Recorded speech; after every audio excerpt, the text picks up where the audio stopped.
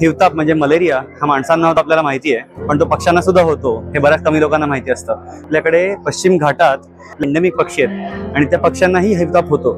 तो हिवताप हा डासांपासून पसरतो. मग तो किती पसरतोय आणि जिथे जिथे माणसांनी वसाहती निर्माण केल्या तिकडे डास जास्ती आहेत का आणि त्या ठिकाणी जास्ती प्रमाणात मलेरिया पक्ष्यांना होतोय का याचा अभ्यास मी करतो. माणसांना मलेरिया होतो तसाच पक्ष्यांना मलेरिया होतो का? म्हणजे मलेरिया वाला पक्ष्याला जर का एखादा डास चावला आणि जर का तो जाऊन दुसऱ्या पक्ष्याला चावला तर तो मलेरिया होतो? अगदी तसा होतो. पण पक्ष्यांच्या अंगावर एवढी पिसं असतात की त्यांच्या अंगावर कुठे चावू शकत नाही. तर डास पक्ष्यांच्या डोळ्यांना चावतो किंवा ते जेव्हा झोपतात रात्री तेव्हा त्यांच्या पायांना चावतो, कारण तिथेच फक्त बेअर स्किन त्वचा दिसते त्यांना. तेव्हा सगळीकडे पूर्ण फेदर्स त्यांच्या सगळे पिसं असतात. पिसांमधून त्या डासाला चावता येत नाही.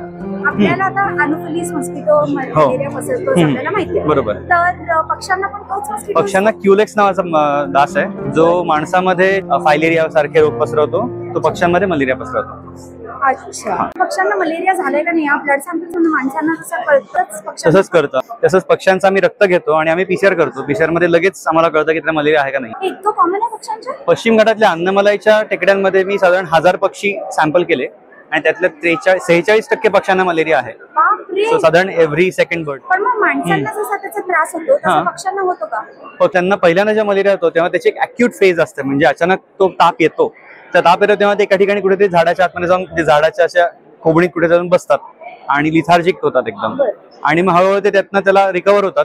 तो पॅरासाइट राहतो आतमध्ये, पण मग ते त्यांचं दैनंदिन जीवन कंटिन्यू करतात. पण बऱ्याचदा माणसांमध्ये मलेरिया एकदा होऊन निघून जातो. काही पक्ष्यांमध्ये हा मलेरिया दर उन्हाळ्यात पुन्हा पुन्हा येऊ शकतो.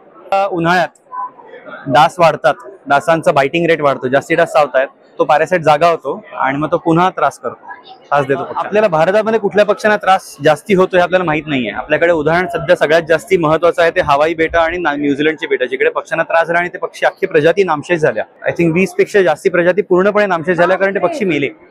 पण हीच केस पुन्हा होऊ नये म्हणून आपल्याला आधी माहिती पाहिजे की कुठल्या कुठल्या पक्ष्यांना त्रास होऊ शकतो. त्याच्यासाठी खूप प्रमाणात एक्सपेरिमेंटल स्टडी, प्रयोग करणं गरजेचं आहे. ते भारतात करणं अवघड आहे, पण कधीतरी आपल्याला करायला लागणार आहे. बरोबर. पण 46% पक्ष्यांना मलेरिया होता म्हणजे इम्पॉर्टंट विषय आहे स्टडी करायला. हो, definitely. Thank you so much. No problem.